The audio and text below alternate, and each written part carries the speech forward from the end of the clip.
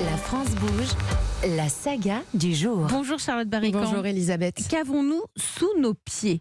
Vaste question, et pour y répondre, en France, nous avons un organisme chargé d'y répondre. Il existe depuis 1959 et c'est le Bureau de recherche géologique et minière. Oui, surnommé le BRGM. À l'origine, ce sont plusieurs petits bureaux de recherche en région qui se sont réunis il y a 64 ans sous l'impulsion de l'État français. La raison est que le pays et ses industries ont besoin de ressources. Pour cela, on doit savoir ce que contiennent les sous-sols français, minéraux, énergie, métaux et surtout en quelle quantité.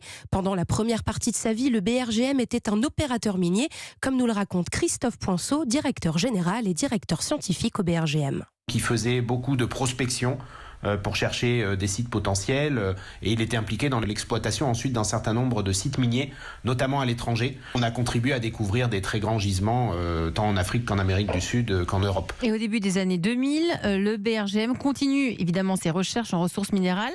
Mais il a dû aussi se diversifier. Et oui, puisqu'avec la mondialisation, la demande en ressources minérales a faibli. Cela coûtait moins cher d'aller en chercher ailleurs. Alors les mines françaises ferment et le BRGM a donc de nouvelles missions. Il faut savoir que c'est le BRGM qui gère l'ensemble des ressources souterraines en eau, donc des nappes phréatiques. Troisième thème qui sont tous les risques naturels, sismiques, volcaniques, glissements de terrain.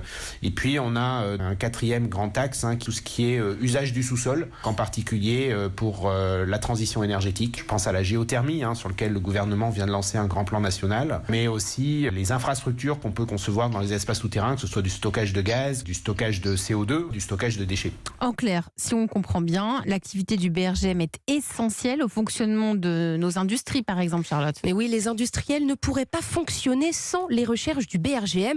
Imerys, par exemple, il n'aurait pas pu avoir une mine de lithium si le BRGM n'avait pas découvert qu'il y en avait à cet endroit-là. Vous confirmez, Alessandro Dazo ? Vous confirmez.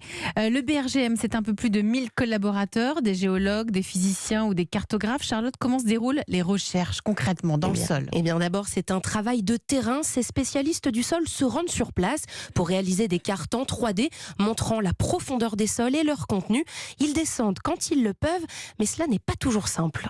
Dans la majeure partie de notre territoire, il n'y a pas d'accès au milieu profond. On est condamné en quelque sorte à essayer de l'ausculter depuis la surface, de la même manière qu'un médecin, il va déployer tout un tas de techniques, des rayons X à l'IRM, etc. pour essayer de savoir ce qu'il y a dans le corps, parce qu'il ne peut pas y aller, sauf quand il fait une opération, quoi. Et c'est toute la difficulté de notre science. Et toutes ces informations, elles sont stockées dans une banque de données en ligne, accessible à tous, collectivités, industries ou encore entreprises.